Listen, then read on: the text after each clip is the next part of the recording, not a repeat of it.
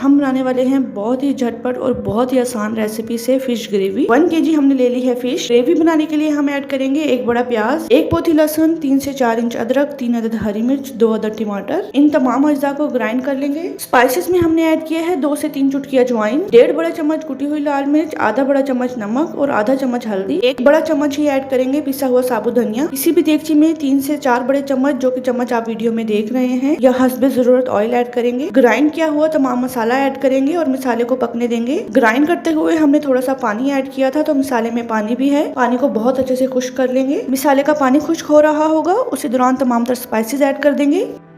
मसाले में पानी बहुत अच्छे से खुश्क हो जाएगा तो 1 बड़ा चम्मच गरम मसाला ऐड करेंगे और मसाले को बहुत अच्छे से भून लेंगे। 5 मिनट के लिए दरमियानी से तेज आंच पर तमाम तर मसाले को भून लेंगे। जो ही ऑयल सेपरेट होगा, फिश ऐड कर देंगे। 2 से 3 मिनट के लिए पहले फिश को एक तरफ से बहुत अच्छे से ऑयल में पकने देंगे। जो ही आपको लगे कि फिश एक तरफ से पक चुकी है, तो फिश को पलट कर दूसरी तरफ से भी पका लेंगे।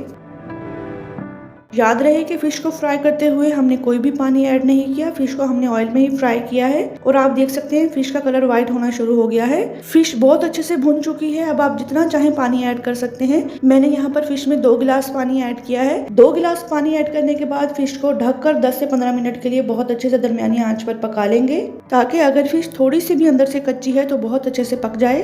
15 मिनट ढककर दरमियानी आंच पर पकाने के बाद जैसे कि आप देख सकते हैं ऑयल ऊपर आ गया है। फिश भी बहुत अच्छे से गल चुकी है।